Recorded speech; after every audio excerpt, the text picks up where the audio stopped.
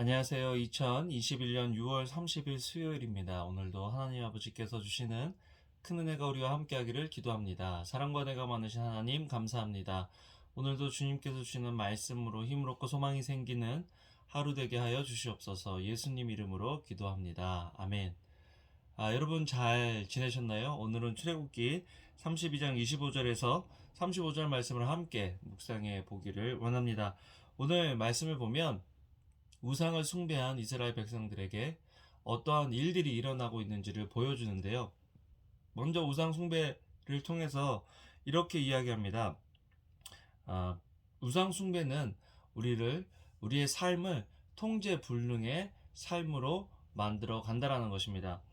25절에 모세가 보니 백성들은 도무지 통제불능이었습니다. 원수들의 웃음거리가 되도록 아론이 그들을 통제불능으로 만들어 놓은 것이었습니다. 아론이 이렇게 만들어 놨다. 아론이 왜 그렇게 만들어 놨을까? 이것은 경계의 문제입니다. 바운더리의 문제죠. 잘못된 것이 있을 때 노라고 이야기할 수 있는 지도자, 노라고 말할 수 있는 부모가 없으면 통제불능의 상황에 공동체가 또 가정이 놓이게 될 수 있다는 것을 오늘 말씀은 보여주고 있습니다.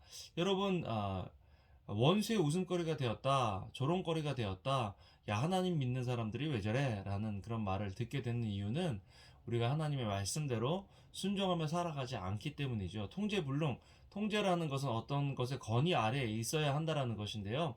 어떤 것의 권위 아래, 누군가의 권위 아래에 있으려면 우리는 그 권위가 말하는 말의 영향력 아래, 말의 법의 아래 있어야 한다라는 것입니다. 이스라엘은 지금 그런 상황이 아니라는 거죠.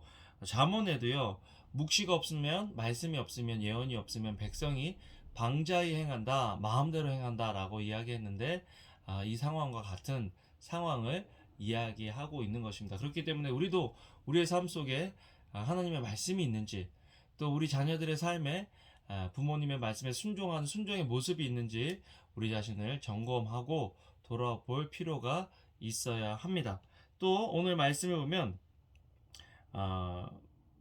우상 숭배했을 때 다시 돌이킬 수 있는 방법은 하나님을 다시 우리의 삶의 최우선에 두어야 한다는 것입니다. 여러분, 이 우상이라는 것은 하나님을 내 삶의 최고의 자리에 두지 않고 다른 것들이 그 자리를 하나님의 자리를 차지하는 것이 우상 숭배입니다. 오늘도 레위 사람들을 통해서 각자 형제를 치라라고 이야기를 했는데 이 말씀이 무슨 말씀일까? 어려운 말씀이기도 하죠.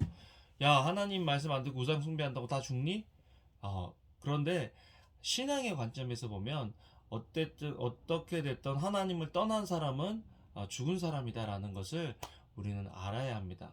모세가 왜 이런 명령을 했을까라고 생각해 보면 하나님께서 공동체를 치시면 더 큰 벌이 공동체에 임할 것이기 때문에 모세가 먼저 이스라엘 백성들을 공동체를 징계하는 거죠. 또한 이런 것도 있습니다. 하나님보다 더 사랑하는 그런 어떤 공동체의 분위기 속에서 공동체가 더 건강해지기 위해서는 하나님을 제일 사랑하는 하나님을 제일 첫자리의 삶의 첫자리의 주인으로 두는 그런 챌린지를 지금 이스라엘 백성들 속에서 하고 있는 거죠. 누군가가 누군가를 죽였다라는 것은 아, 그 사람과 관계를 단절한다. 우리 속에서 우상을 숭배하고 하나님을 더 사랑하고 하나님보다 누군가를 다른 것들을 더 사랑하면서 하나님을 더 사랑하는 일을 방해하고 막는 어떤 그런 문화나 또 그런 사람들이 있다면 우리는 그 사람들을 멀리 해야 한다라는 것입니다. 그렇게 될 때 나 자신을, 우리 공동체를, 우리 가족을 건강하게 지킬 수 있게 된다라는 거죠. 그렇기 때문에 우리가 기억해야 될 것은 내가 지금 하나님을 첫 자리에 두고 있는지, 첫 자리에 두고 말하고 행동하고 살아내고 있는지 우리가 우리 자신을 점검해 볼 필요가 있어야 한다라는 것입니다. 그리고 이런 우상 숭배들을 통해서 우리가 기억해야 될 것은 내가 잘못한 것들이 드러났을 때 하나님 앞에 내가 회개해야 한다는 것입니다.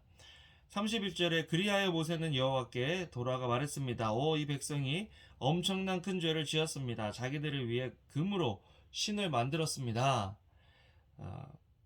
그러나 이제 그들의 죄를 용서해 주십시오. 용서하지 않으시려거든 부디 주께서 기록하신 책에서 내 이름을 지워버리십시오라고 모세가 기도하는 모습을 보게 됩니다. 여러분, 참 중보라는 것은요, 그냥 저 사람 위해서 기도해 줘야지 이게 아니라 그 사람이 내가 되고 내가 그 사람이 되는 것이 중보 기도입니다.